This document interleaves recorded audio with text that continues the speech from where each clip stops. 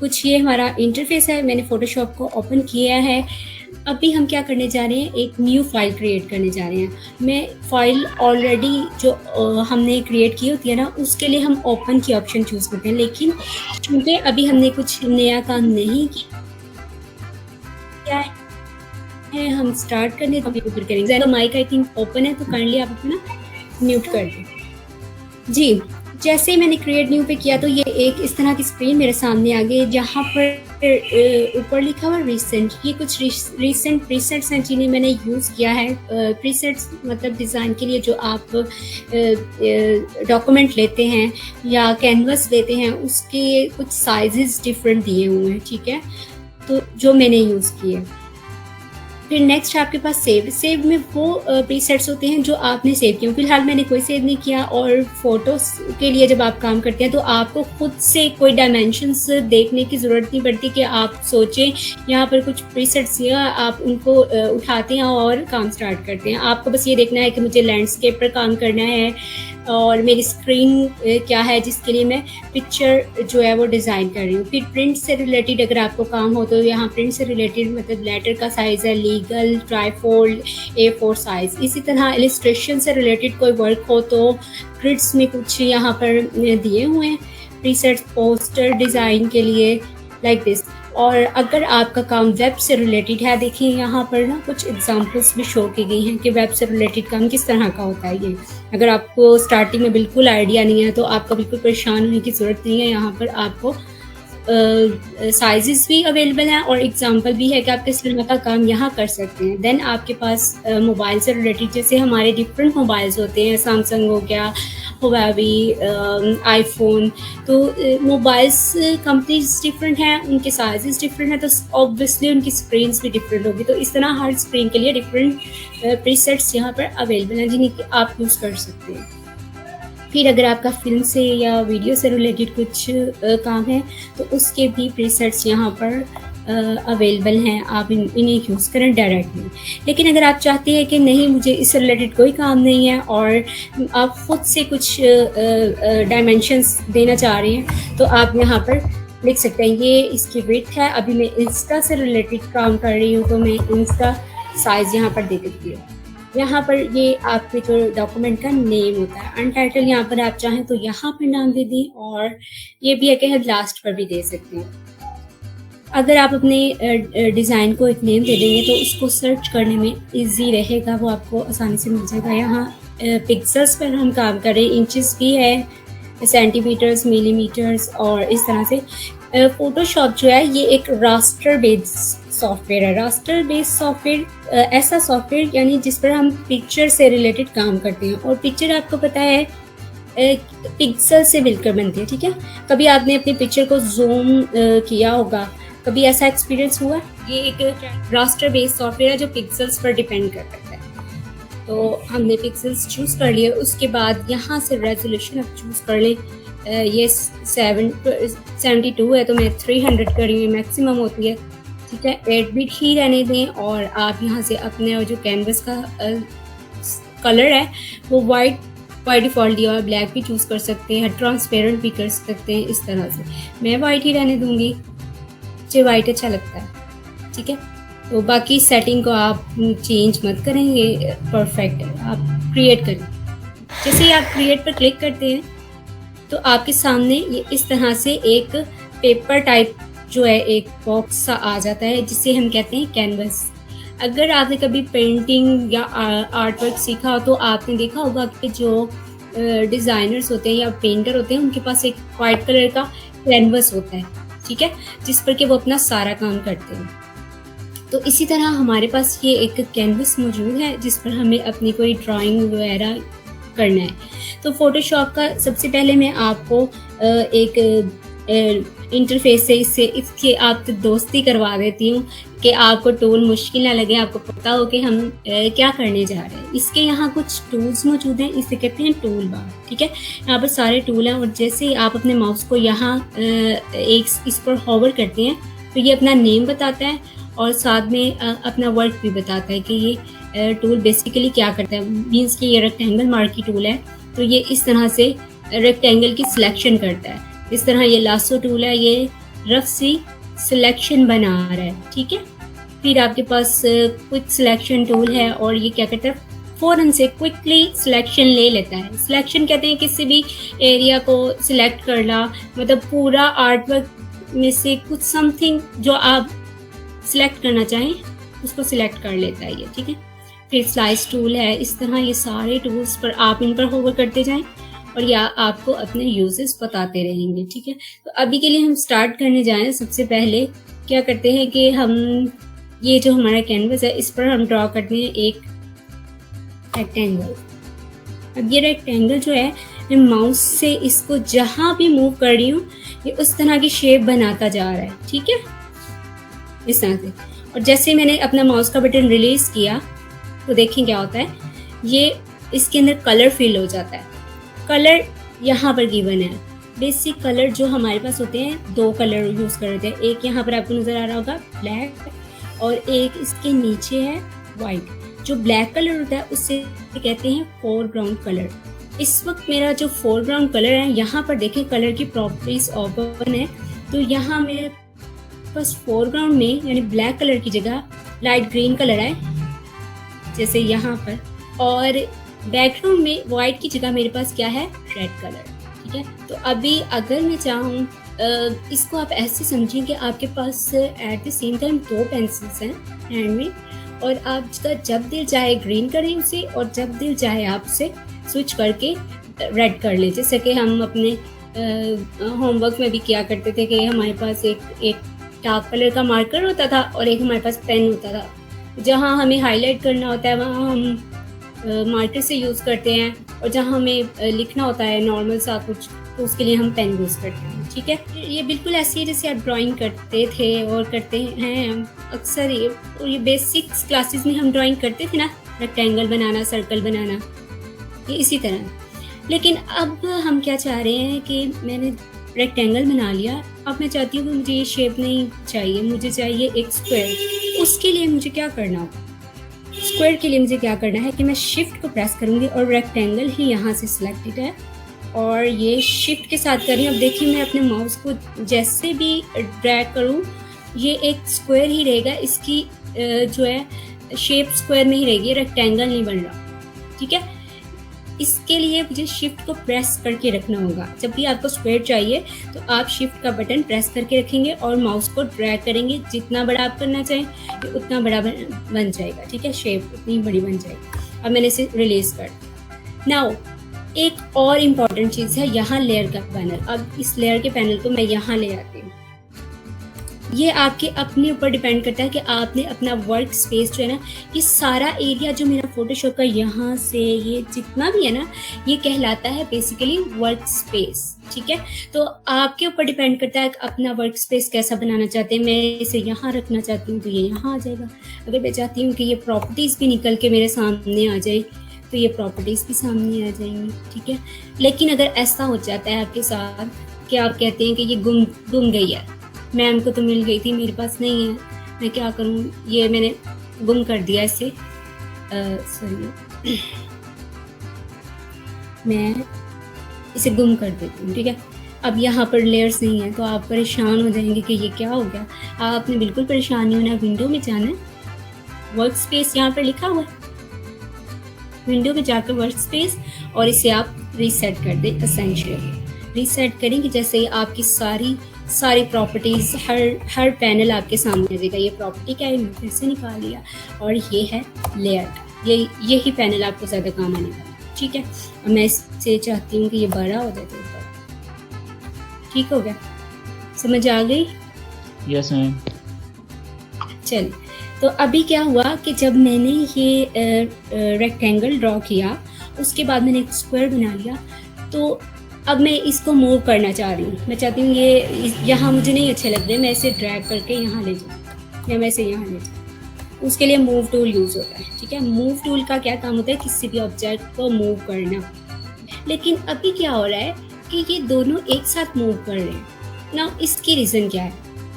इसकी रीज़न ये है कि मैंने ये दोनों रेक्टेंगल एक ही लेयर पर ड्रॉ कर दिए, जो कि जिस तरह से ये एक साथ मूव हो रहे हैं। अगर मैं ऐसा करती कि मैं इनको सेपरेट सेपरेट लेयर पर वो ड्रॉ करती, तब ये मूव हो जाने थे। अब मैं क्या करती हूँ कि मुझे ये लेयर नहीं चाहिए, ये दोनों शेप्स मुझे नहीं चाहिए, मैं इनकी आई को सिंपली ऑफ कर दूंगी, या फिर मैं ऐसा करूँगी कि इस लेयर को पकड़ के और सिंपली डिलीट, यहाँ बना हुआ है इस पर लाकर छोड़ दूँगी, ये बास्केट टाइप बनी हुई है, ये डिलीट हो गया। ठीक है, तो अगर आपको कोई चीज़ नहीं चाहिए, आप कहते हैं कि मुझे ये नहीं चाहिए, तो आप इसको डिलीट भी कर सकते हैं।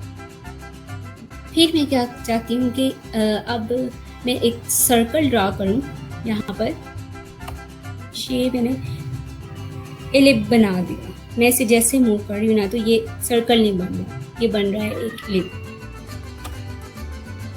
अब ये एलिप है और इसका कलर मुझे ये नहीं अच्छा लगता, तो अगर आप चाहें कि कलर, आप फिल पर क्लिक करेंगे, ये प्रॉपर्टी के पैनल में फिल होता है। ठीक है, आप इसका कलर जो है यहाँ से चेंज करें, तो इस तरह से इसका कलर जो है वो चेंज हो जाएगा। नाउ अब आप चाहते हैं कि ये एक और चीज़ है, फिल के नीचे है स्ट्रोक।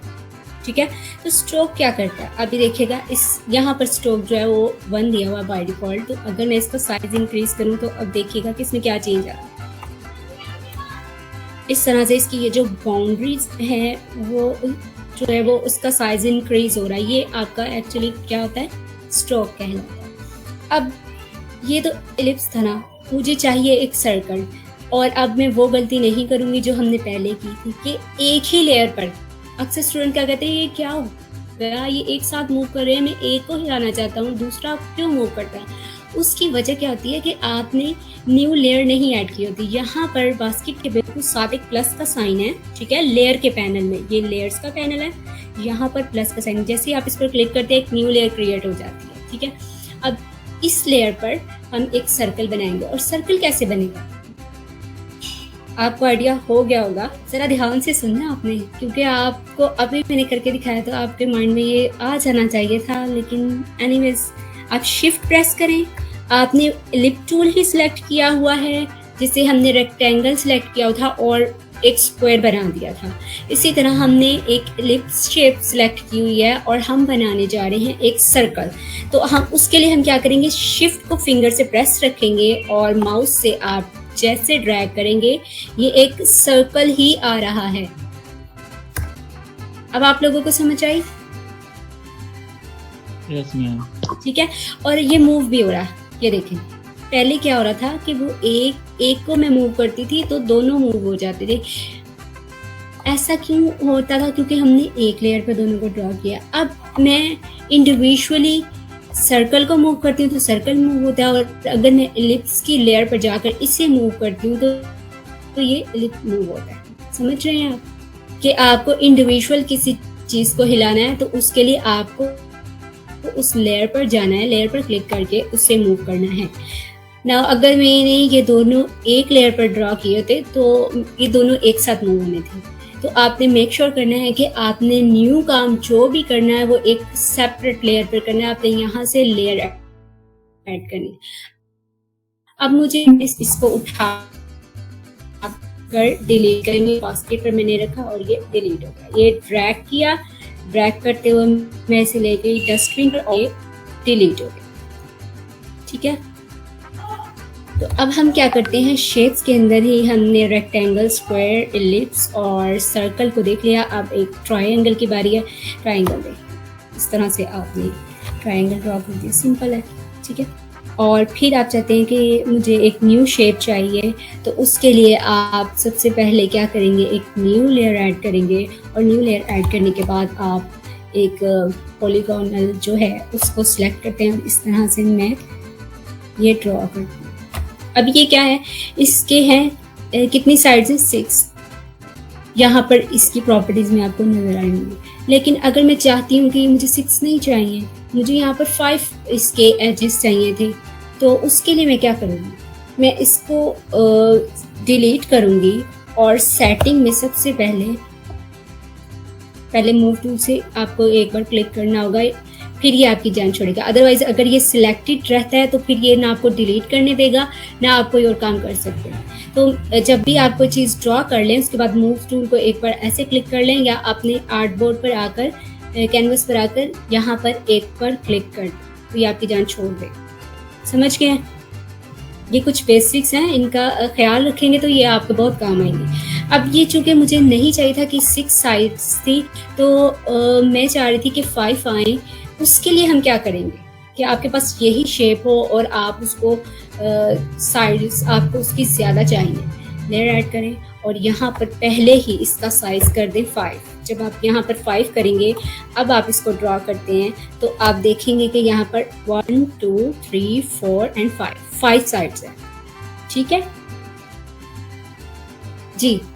अब क्या है कि इसका कलर चेंज करना चाह रही हूँ मैं फिल पर जाती हूँ, या यहाँ से फिल पर चल जाए, या फिर आपको यहाँ पर भी ऑप्शन होती है।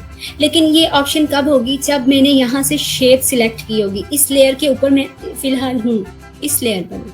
अगर मैं यहाँ आ जाती हूँ बैकग्राउंड पर और मैं यहाँ कलर चेंज करना चाह रही हूँ, तो देखिए मैं यहाँ कलर चेंज करूँगी और इसका कलर चेंज नहीं होगा। मैंने यहाँ से रेड कर दिया लेकिन ये कलर चेंज नहीं हो रहा। इसकी रीज़न क्या है?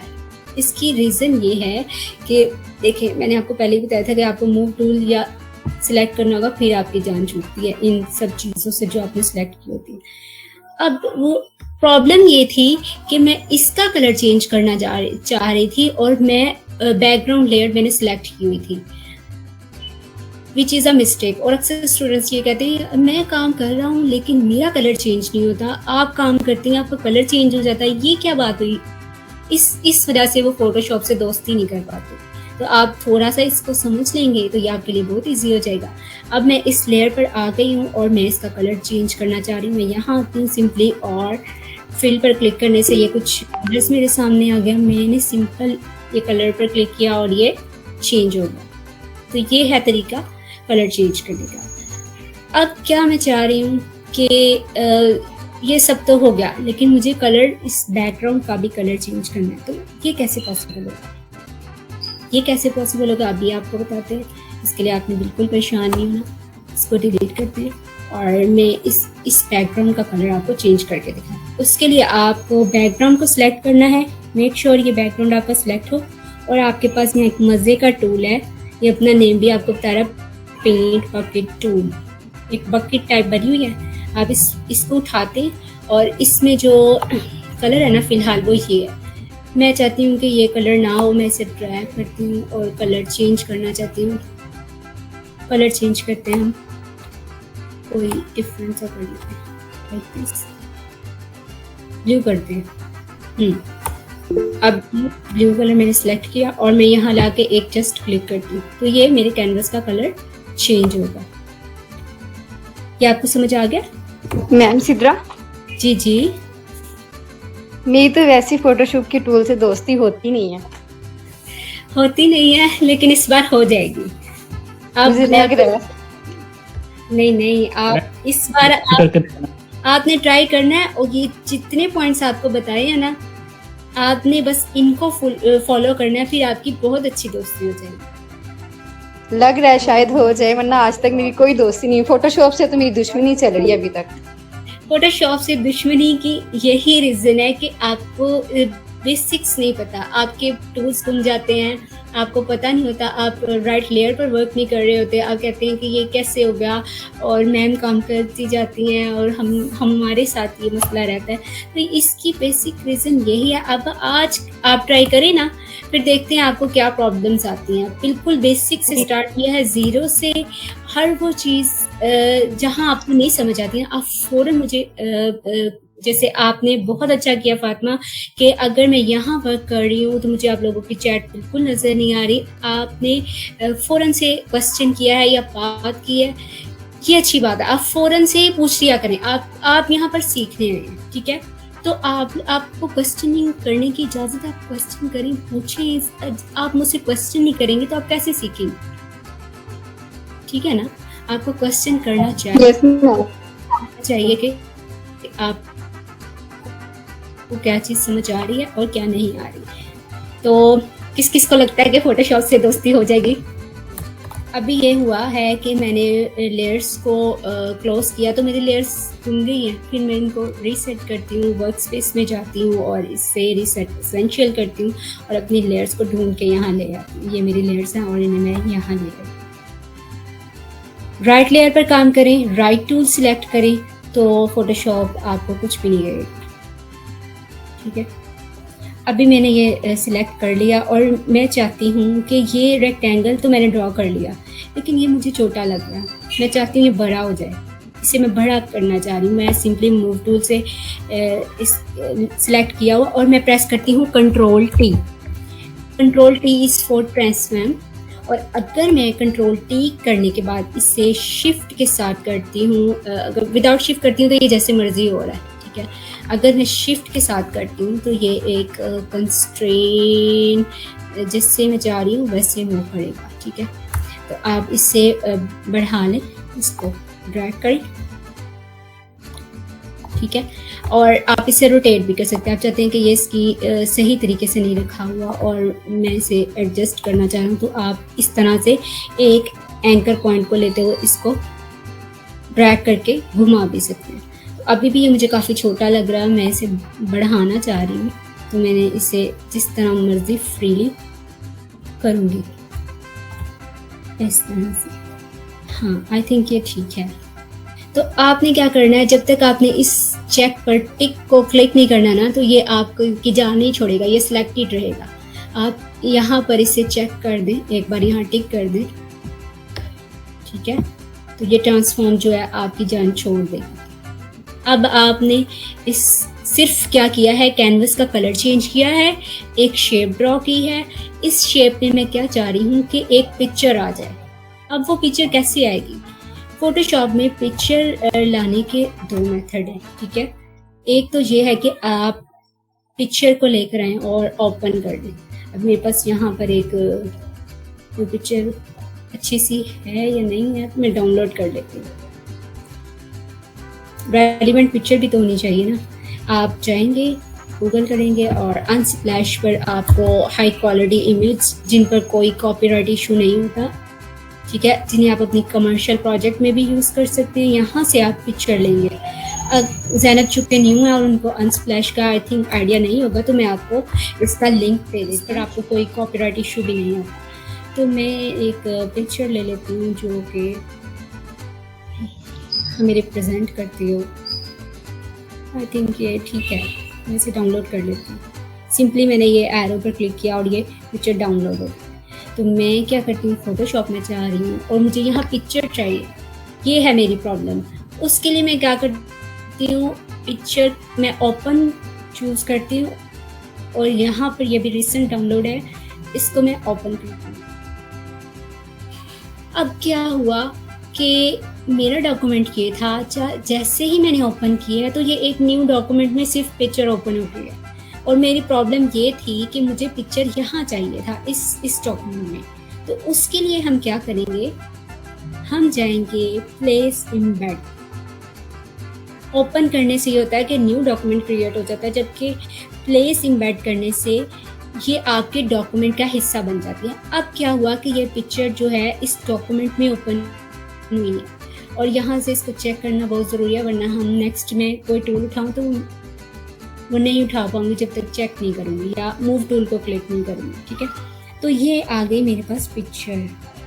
अब पिक्चर ऐसे है, इसने मेरी शेप को हाइड कर दिया, जो कि बिल्कुल एक अच्छा नहीं लग रहा। तो सबसे पहले तो जब आप पिक्चर लेकर आएँ, आपने पिक्चर को करना है रास्टराइज, क्योंकि ये रास्टर बेस्ड सॉफ्टवेयर है, मैंने पहले भी आपको बताया। आपने इसको पिक्चर बाय डिफ़ॉल्ट रास्टराइज नहीं होती, आप राइट क्लिक करेंगे और इसे रास्टराइज कर देंगे। लेकिन अगर आप पिक्चर के यहाँ पर रखकर राइट क्लिक करते हैं ना पिक्चर के अंदर, फिर आपको ये ऑप्शन नहीं आता। तो आपने बिल्कुल इस तरह नहीं करना। आपने क्या करना है कि पिक्चर से बाहर इस साइड पर राइट क्लिक करना है, यहाँ पर राइट क्लिक करेंगे और ये रास्टराइज लेयर। मैंने क्या किया है, सिर्फ एक कैनवस लिया, उसके ऊपर एक शेप ली और मैंने इसे रास्टराइज किया इमेज को। अब मैं क्या कर रही हूँ, पिक्चर पर रास्टराइज करने के बाद क्रिएट क्लिपिंग मास्क, ये पिक्चर इस शेप के अंदर चली गई। सी अब कैसी लग रही है? अभी इसमें थोड़ी गड़बड़ लग रही है। क्यों लग रही है कि ये देखिए यहाँ से मुझे ये शेप का कलर नज़र आ रहा है। तो मैं क्या चाहती हूँ कि ये इमेज ड्रैग हो जाए, मैं इसे ड्रैग करती हूँ और इसे इसमें इस तरह से फिट कर लेती हूँ कि ये अच्छी लगे। तो सिर्फ हमने एक कैनवस, एक शेप और उसके अंदर पिक्चर को क्लिपिंग मास्क किया है। ठीक है, यहाँ तक आप लोगों को क्लियर है? अभी मैं क्या चाह रही हूँ कि ये जो शेप और पिक्चर, अगर मैं शेप को छोटा करना चाहूँ तो मैंने आपको पहले भी बताया था Ctrl+T करेंगे और आप सिंपली इसे ड्रैग। इससे क्या हो रहा है कि सिर्फ शेप जो है वो छोटी हो रही है, अब पिक्चर ठीक से नजर नहीं आ रही, तो ये हो गई एक प्रॉब्लम। फिर क्या है कि पिक्चर को अगर करना है तो पिक्चर को आप सिंपली ऐसे ड्रैग कर लें, लेकिन अगर आपको ये चाहते हैं कि ये दोनों एक साथ ड्रैग हो जाएं तो आपने करना है, या ट्रांसफॉर्म हो जाएं, आपने ये पिक्चर तो सिलेक्ट है, आपने शिफ्ट के साथ इस पर क्लिक करना है। अब ये दोनों चीज़ें आपको नज़र आ रहा होगा कि लेयर्स में ये भी हाईलाइट और ये भी, अब ये दोनों लेयर्स मेरी सिलेक्टेड हैं। ठीक है, दोनों लेयर्स सिलेक्टेड हैं। अब मैं Ctrl+T करती हूँ तो ये देखिए ये दोनों एक साथ बड़ी हो रही है और मूव हो रही है। समझ गए आप लोग किस तरह से एक चीज़ मूव होती है और किस तरह से आप अगर शिफ्ट के साथ करें तो दोनों मूव होंगे। अब ये मुझे अच्छी नो मैम, एक दफा दोबारा बता दें। चलें ठीक है, मैं आपको बताती हूँ। ये देखिए, पहले मैंने क्या किया कि मैंने शेप पर आकर Ctrl+T किया, तो उससे ये हुआ कि मेरी सिर्फ और सिर्फ शेप बढ़ रही है, शेप का साइज इंक्रीज हो रहा है और डिक्रीज हो रहा है। ऐसा ही है ना, लेकिन मुझे चाहिए था ये डिक्रीज करने से देखें ये ऐसे हो जाता है, पिक्चर ठीक से नज़र नहीं आती। मैं ये चाह रही थी कि ये दोनों एक साथ मूव करें, पिक्चर भी मेरी मूव करे और दोनों एक साथ बड़े और छोटे हैं। तो मैं दोनों को सिलेक्ट करती हूँ। मैंने पिक्चर पर क्लिक किया और शिफ्ट का बटन प्रेस करके मैंने शेप पर भी क्लिक किया। अब मैं Ctrl+T से इसे जब ट्रांसफॉर्म करती हूँ तो ये दोनों एक साथ बढ़ रही हैं और छोटी हो रही है, उनका साइज जो है वो एक साथ बढ़ रहा है और एक साथ छोटा हो रहा है। ठीक है, तो आप शिफ्ट के साथ दोनों लेयर्स को सिलेक्ट कर लिया करें, फिर आप दोनों लेयर्स को एक साथ ट्रांसफॉर्म कर सकते हैं। सिर्फ आपको मैंने एक शेप सिखाई है लेना और उसमें पिक्चर को क्लिपिंग मास्क किया है राइट क्लिक करके और उसको Ctrl+T के साथ ट्रांसफॉर्म किया है। अभी तक हमने सिर्फ इतना काम किया जो कि बहुत ईजी था। ठीक है, तो अब मैं क्या चाह रही हूँ कि इस पर मैं ऐड कर दूँ कुछ टेक्स्ट के लिए यहाँ पर आपके पास एक टूल है, T इस पर रिप्रेजेंट किया हुआ है, लेकिन वही बात कि अब मैं इस लेयर पर हूँ, मुझे एक न्यू लेयर ऐड करना होगी, इस लेयर से निकलना होगा ताकि मैं अपना टेक्स्ट उस पर राइट करूँ। फोटोशॉप में आपको हर न्यू काम करने से पहले एक न्यू लेयर लेना होती है ताकि आप उसको सेपरेटली जब भी चेंज करना चाहें उसे चेंज कर सके। तो मैं यहाँ पर टेक्स्ट टूल लेकर सिर्फ क्लिक किया तो एक डमी टेक्स्ट आ गया इस पर। मैं यहाँ पर क्या करती हूँ, अपना टेक्स्ट आती हूँ, बैक स्पेस से मैंने इसे रिमूव किया। ठीक है, और यहाँ मैं लिख देती हूँ सिद्रा। ठीक है, अब ये सिद्रा जो है इसका साइज है काफ़ी छोटा लग रहा है क्योंकि ये मेरी मेन हेडिंग जो होती है ना वो आपके कंप्लीट जो क्या कह लें पोस्ट है उसमें सबसे विजिबल चीज़ होती है। तो इसका साइज मैं कर लेती हूँ इंक्रीज, जो कि अब काफ़ी बड़ा लग रहा है। तो अगर ये ऊपर चला गया आप मूव टूल से इसे ड्रैग कर लें तो ये काफ़ी ज़्यादा बढ़ गया। मैं इसका साइज ऐसे कर लेती हूँ कि ये मेरी पोस्ट के अकॉर्डिंग अच्छा लगे, ज़रूरत से ज़्यादा बड़ा भी ना हो और छोटा भी ना हो। तो यहाँ से आप ये प्रॉपर्टी का पैनल है, जब भी आप कोई टूल यूज़ करते हैं ना उसकी प्रॉपर्टीज़ को ओपन रखा करें ताकि आपको उसमें कोई भी चेंज करना हो आप इजीली कर सकें। तो मैंने इसका साइज़ 36 करके देखा, हाँ आई थिंक ये फुल है क्योंकि ये अच्छा है। ठीक है, तो आपने यहाँ पर टेक्स्ट अपना लिखना। ये थी मेन हेडिंग। अब मैं चाह रही हूँ कि इसमें कुछ सब हेडिंग भी ऐड हो। मैंने एक न्यू लेयर ऐड किया प्लस के साइन से और यहाँ पर मैं एक रखती हूँ या क्लिक करती हूँ तो एक न्यू लेयर आ गया। अब इसका साइज़ चूँकि 36 ही है जो कि मुझे नहीं चाहिए। एक ग्राफिक के अंदर एक ही मेन हेडिंग अच्छी लगती है और बाकी जो होती है वो सब हेडिंग होती है। तो सब हेडिंग का साइज़ आप रख लें जो इसको सूट करे, लाइक 14 रख लेती हूँ और इसे मैं रिमूव करके यहाँ लिखती हूँ ग्राफिक डिजाइनर। हाँ, तो ये कैपिटल कर लेते हैं, कैप्स लॉक इसमें, और ये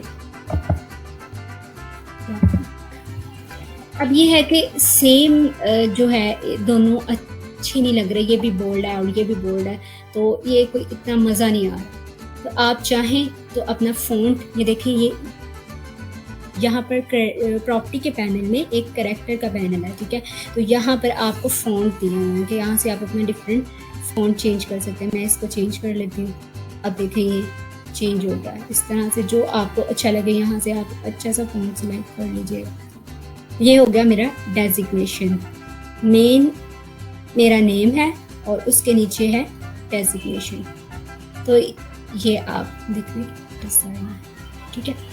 उसके बाद ये थी टेक्स्ट में अभी हमने देखा कैरेक्टर को, यानी जहाँ हमें सिर्फ हेडिंग चाहिए। लेकिन अगर मुझे चाहिए कि ज़्यादा सारी टेक्स्ट हो, बहुत ज़्यादा मुझे लिखना है, मुझे सिर्फ हेडिंग और सब हेडिंग्स नहीं चाहिए, मुझे और भी कुछ लिखना है, तो उसके लिए मैं क्या करूँगी, सबसे पहले तो एक लेयर ऐड कर लेते हैं और यहाँ से टेक्स्ट टूल लेना होगा। टूल सिलेक्ट होगा फिर ही हम कर पाएंगे। अगर मैं टेक्स्ट टूल नहीं लेती और लासो टूल पकड़ लेती हूँ और मैं चाहती हूँ यहाँ टेक्स्ट आए, तो वो कैसे आएगी? ये एक फ्लॉ है ना। आपने जो काम करना है आपको वही टूल सिलेक्ट करना होगा। तो मैं यहाँ से टेक्स्ट टूल सिलेक्ट करती हूँ और अब देखिए मैं क्या करने वाली। मैंने सिंपली इसको पकड़ के तो ड्रैग कर दिया इस तरह से। अब मेरे पास आ गया एक पैराग्राफ और ये देखें यहाँ पर प्रॉपर्टी के पैनल में ना आपको ऑप्शन आ जाएगी इसकी। जब मैं इसे चेक करूँगी, ये पैराग्राफ, ऊपर कैरेक्टर था, अब हम पैराग्राफ में इसे चेक करती हूँ तो ये पैराग्राफ बन गया। पैराग्राफ के अंदर स्पेसिंग कितनी ज़्यादा है, एक लाइन के अंदर इतनी ज़्यादा नीचे स्पेस है। मैं चाहती हूँ ये स्पेस कम हो जाए, करीब करीब मुझे लाइंस नज़र आए। उसके लिए मैं क्या करूँगी, मैं यहाँ जाऊँगी और इसको ऑटो कर दूँगी। अब ये 30 सिलेक्ट हुआ है, आप इसे ऑटो कर। तो ये नॉर्मल सी स्पेसिंग हो गई है पैराग्राफ के दरमियान। ना अब मुझे ये नहीं चाहिए, मैं इधर अपना कुछ टेक्स्ट लिखना चाह रही हूँ, मैं इसे डिलीट करती हूँ। वो बहुत ज़्यादा टेक्स्ट है, ठीक है।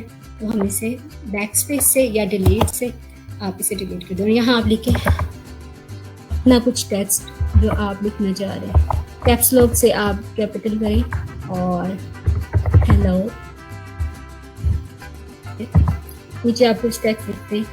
I am an expert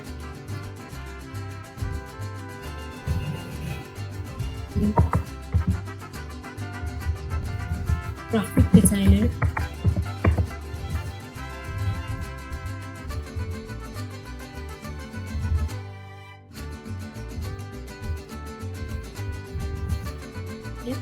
having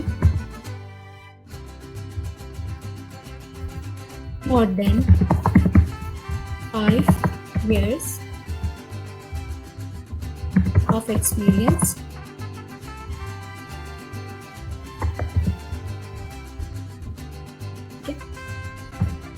मैंने यहाँ तक टेक्स्ट, ये हो गया टेक्स्ट। अब हमने इसमें कुछ भी नहीं किया, सिर्फ आपने सीखा है कि एक शेप ली है, कैनवस का कलर चेंज किया है, टेक्स्ट ली है और पैराग्राफ में ये पैराग्राफ की कुछ प्रॉपर्टीज़ हैं। आपने इसे लेफ़्ट लाइन किया हुआ, ये देखिए हमने लेफ़्ट लाइन को भी चूज़ किया हुआ। अगर मैं इसे सेंटर लाइन करती हूँ तो ये कुछ इस तरह का दिखाई देगा, जो कि अच्छा नहीं लग रहा।